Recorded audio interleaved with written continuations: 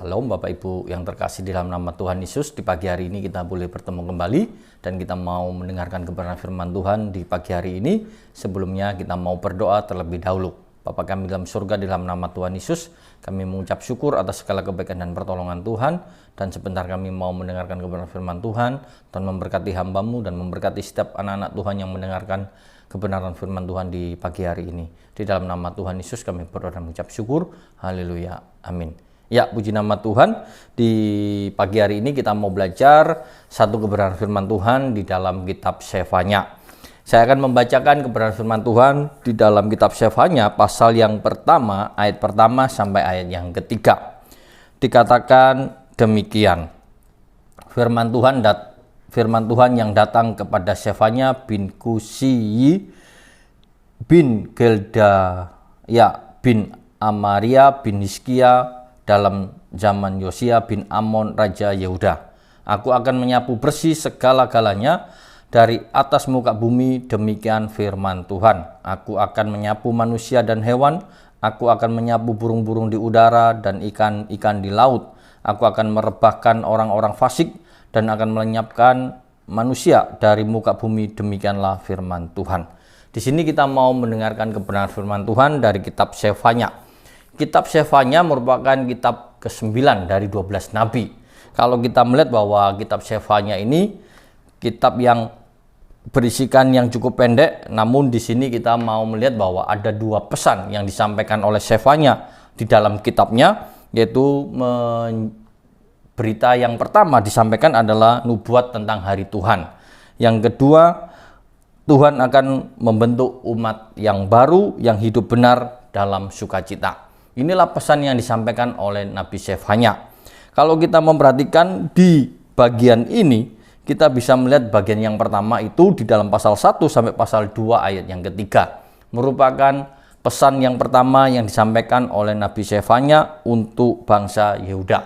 Kita tahu bahwa Sefanya adalah nabi dari keluarga yang kaya. Dia adalah keluarga yang terpandang, yang dikenal cukup baik, di mana dia juga menjadi raja yang tidak asing dengan dunia politik, apalagi di dalam masa pemerintahan. Kalau kita memperhatikan, Sefanya adalah raja yang menyampaikan pesan kepada raja menjelang Yosia naik takhta. Dan kalau kita bisa melihat apa yang dikatakan oleh Nabi Sefanya itu direspon oleh Raja Yosia. Dan Raja Yosia mengadakan pertobatan massal. Namun kalau kita lihat, ternyata dari proses pertobatan massal itu tidak direspon oleh rakyatnya dengan sungguh-sungguh. Hanya di atas permukaan mereka seolah-olah mereka mengalami perubahan yang mendasar. Tetapi kenyataannya tidak. Yosia tidak bisa membawa umat Tuhan untuk melakukan pertobatan yang secara mendalam. Buktinya apa? Ketika Yosia setelah melakukan reformasi rohani, ternyata kita bisa melihat Yosia juga mengalami perubahan. Umat Tuhan kembali lagi hidup di dalam kehidupan yang lama, melakukan penyembahan berhala kembali, di mana mereka tidak lagi menghormati Tuhan.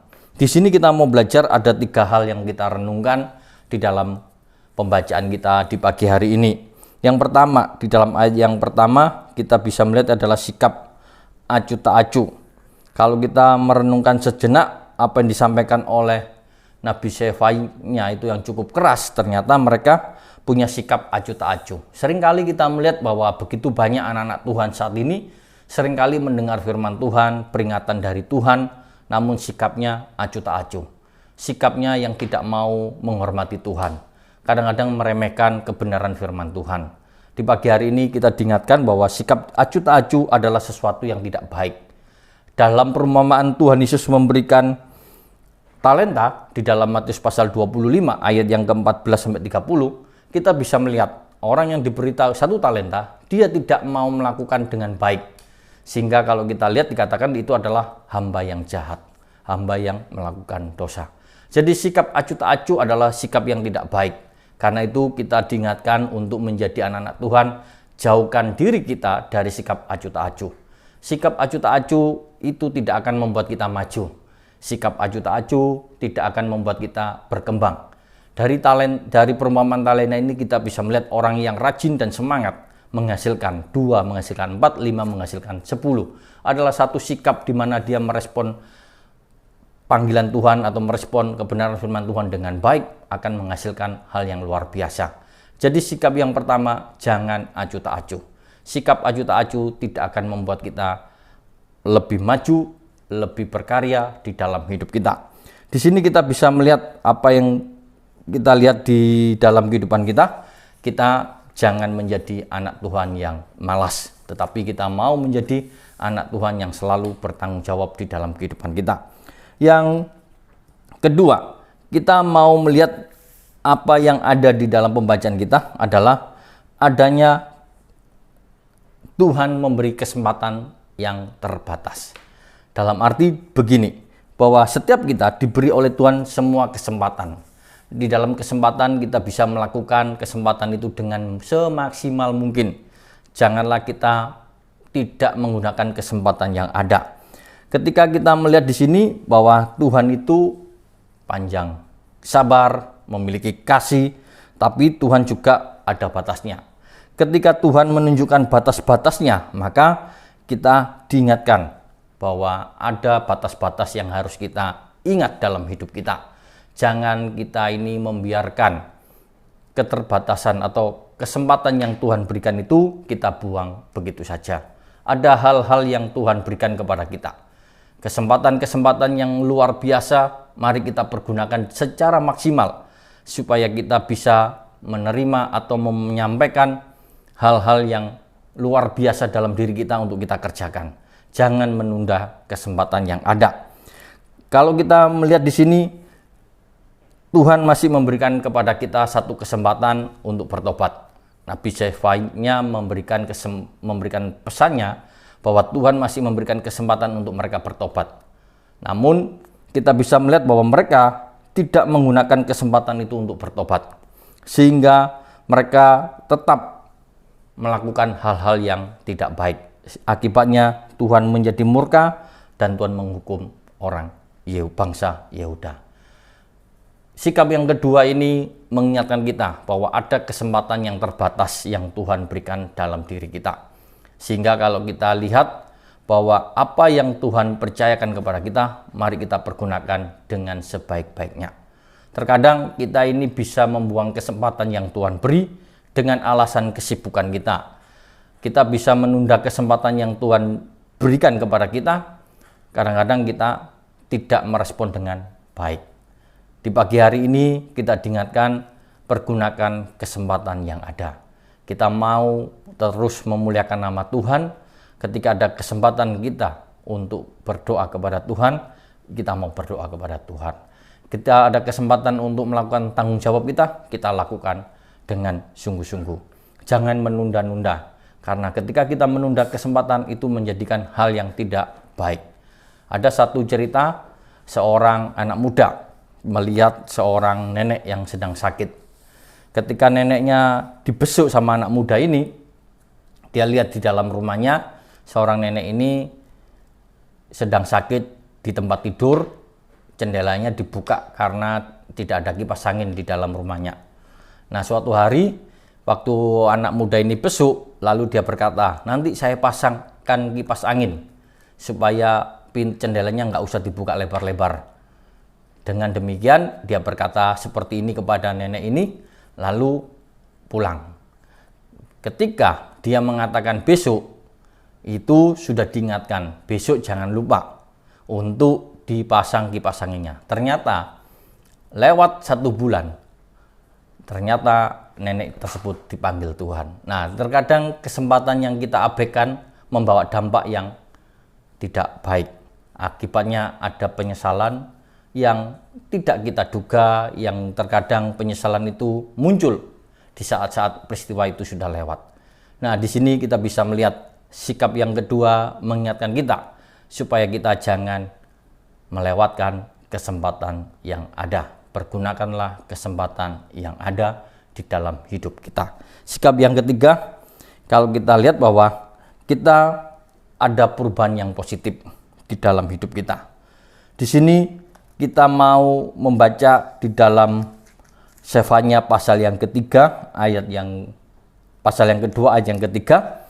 Carilah Tuhan, hai semua orang yang rendah hati di negeri, melakukan hukumnya, carilah keadilan, carilah kerendahan hati, mungkin kamu akan terlindung dari murka Tuhan. Di sini kita mau melihat adalah perubahan positif. Ada satu perubahan yang positif di dalam kita mencari Tuhan. Berarti kalau kita lihat bahwa ketika kita datang kepada Tuhan, ada perubahan positif. Perubahan positif inilah yang diinginkan oleh Tuhan, yang diinginkan oleh Sefanya di dalam pemberitaannya. Sehingga kalau kita renungkan sejenak, bahwa Sefanya ingin mengajak umatnya berseru untuk mencari Tuhan, berseru mencari keadilan, dan memiliki kerendahan hati. Kalau kita lihat bahwa mencari Tuhan saja tidak cukup kalau tanpa kerendahan hati. Karena banyak orang yang mencari Tuhan dengan ketinggian hatinya. Seperti orang-orang Farisi ketika diperbandingkan dengan pemungut cukai. Di mana Tuhan Yesus menunjukkan, inilah orang yang mencari Tuhan dengan kerendahan hati, dengan orang yang mencari Tuhan dengan kesombongan. Yang diinginkan oleh Tuhan adalah perubahan positif, yaitu mencari Tuhan dengan kerendahan hati. Apa yang diajarkan, apa yang disampaikan oleh Sefanya, di mana Sefanya ini adalah orang yang sungguh-sungguh ingin membawa orang hidup mengalami pertobatan yang sungguh-sungguh. Adanya perubahan positif di dalam hidupnya sehingga Sefanya bisa mengajak umatnya mengalami pemulihan, mengalami persekutuan dengan Tuhan yang luar biasa. Itulah yang menjadi kerinduan yang mendasar yang disampaikan oleh Sefanya. Di sini kita mau belajar juga bahwa selama kita mengikut Tuhan, bela hidup kita ada perubahan yang positif, bukan perubahan yang membawa perubahan yang negatif. Dimanapun kita berada, kita mau menjadi berkat yang bisa dirasakan kehadiran kita, bisa membawa pencerahan, bisa membawa dalam hidup kita, bisa membawa ketenangan di dalam hidup kita. Janganlah sampai kita menjadi pribadi-pribadi yang di mana kita berada, di situ ada kekacauan. Di mana kita berada, di situ ada pertengkaran. Tetapi kita mau menjadi pribadi yang mengalami perubahan positif. Kita mau menjadi berkat dimanapun, kapanpun kita berada. Dan Nabi Sefanya mengajarkan untuk mencari Tuhan, sehingga mengalami perubahan yang positif. Banyak anak-anak Tuhan yang ingin mencari Tuhan, namun tidak memiliki kerendahan hati karena mencari dengan kesadaran yang tinggi atau dengan hati yang tinggi untuk mencari Tuhan seperti orang-orang Farisi, di mana mencari Tuhan supaya dilihat orang, mencari Tuhan supaya dia dipuji rohani. Tetapi Tuhan mengajarkan kepada kita seperti pemungut cukai, datang dengan kerendahan hati, dengan kehancuran hati, datang kepada Tuhan.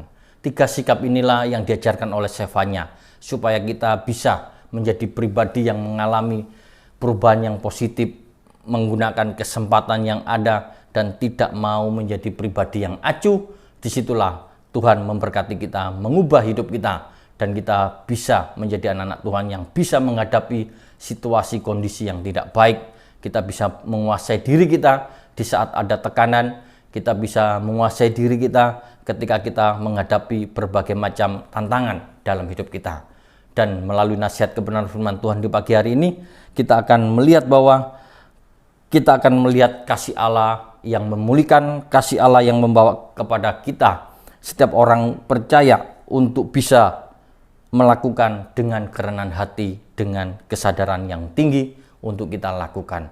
Bela kebenaran firman Tuhan di pagi hari ini membawa kita semuanya untuk bisa mengambil sikap yang benar di saat situasi tantangan yang sulit di depan kita bisa kita hadapi bersama dengan Tuhan.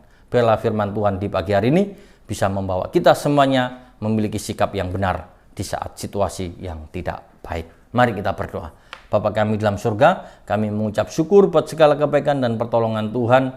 Biarlah Tuhan memberkati setiap hamba-hamba Tuhan yang sudah mendengarkan kebenaran firman Tuhan di pagi hari ini. Tuhan memberkati setiap usaha pekerjaannya, apapun yang saat ini mereka hadapi. Biarlah mereka boleh tetap setia kepada Tuhan, tetap mengalami perubahan yang positif, tetap memiliki kesempatan, mempergunakan kesempatan dengan baik dan menjadi pribadi-pribadi yang tidak acuh. Terima kasih Tuhan, kami bersyukur atas kesempatan yang Tuhan berikan di pagi hari ini. Kami boleh mendengarkan firman Tuhan dan kami menyerahkan seluruh kehidupan kami sepanjang hari ini ke dalam tangan Tuhan. Di dalam nama Tuhan Yesus Kristus kami berdoa dan mengucap syukur. Haleluya. Amin.